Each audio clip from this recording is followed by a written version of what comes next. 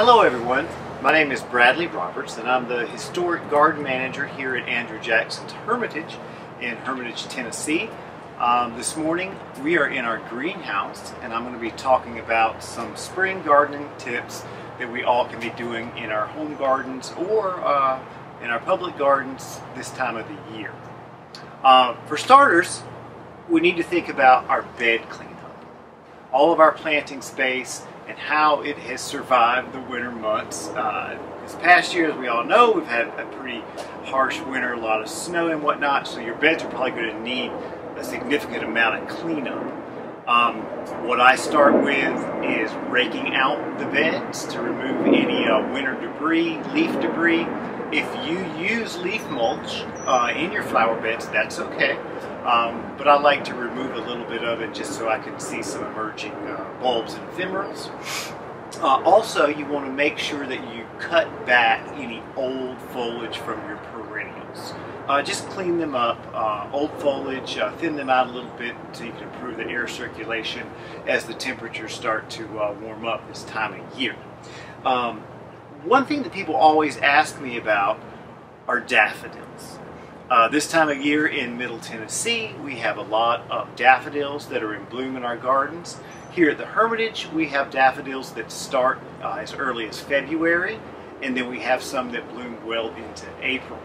But people ask me how they should manage and care for their daffodils in the spring and what they should do with them as they prepare for the growing season for our warm season months here.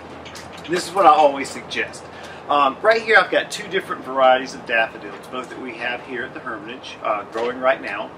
This is an earlier flowering daffodil. This is February Gold. This started blooming in early March for us.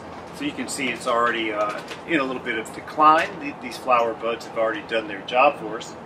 Whereas this is another daffodil. This is a later blooming daffodil. This is Sir Winston Churchill.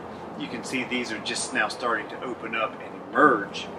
What I recommend you do as your daffodils pass their peak of flower, as you go in and you deadhead them this time of the year, what that's going to do is not only improve their appearance, but it's going to allow the foliage to generate more energy, more photosynthesis for the bulb, so you're going to have a stronger daffodil next season. Now, having said that, try to leave your daffodil foliage up as long as you can after the daffodils have fully bloomed. To that point, it's going to create more energy for your bulbs for next year. What I like to do when the daffodils are ready to be cut back is just kind of go in and leave a little bit of a stub so you know where the bulbs are located, so when you plant annuals or perennials this coming spring and early summer, you won't disturb the daffodils. Just a handy little tip. So another thing we need to talk about is soil condition. If you haven't had a soil test done in your garden, I recommend you doing so before planting this spring. All of your county ag extension services offer soil testing. If you go to tennessee.gov soil test, you can find out who in your local area is doing soil testing and how to go about getting that done. The reason I recommend it is because you want to know what the nutritional value of your soil is, as in when you go to fertilize and amend the soils, you need to know what you need to put into the soil.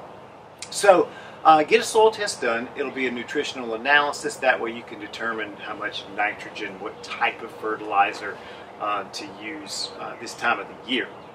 Having said that, it is the time of year to fertilize. Another one of our spring tips.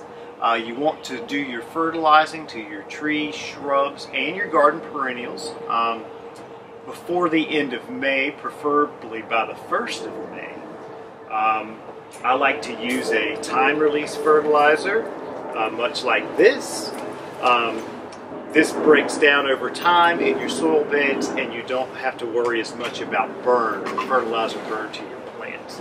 So I recommend a time-release fertilizer, but a landscape fertilizer, something like a 10-10-10, or whatever your soil results say, would work fine as well. Now, when it comes to planting this time of year in the spring, All your local garden centers and box stores are brimming right now with beautiful plants like this that are bursting into flower and ready to plant in the garden. Make sure your soil temperatures are right. Make sure that we're past the chance of last frost, which is generally April the 15th here in Middle Tennessee. But also, when you buy all of these beautiful annuals and perennials at your local stores, you want to do a little bit of preparation to them as well before you plant them. A plant like this that's already elongated, it's probably been in a greenhouse all winter long. What I like to do before I plant them is go in and cut them back. I know, you see that bloom there? It's awfully disappointing to cut it, but you need to cut it back. And what this is going to do is it's going to help improve the plant's health. It's not going to elongate as quickly as it goes into the warmer months, the growing season, and you're going to get more of a bushier plant with more blooms.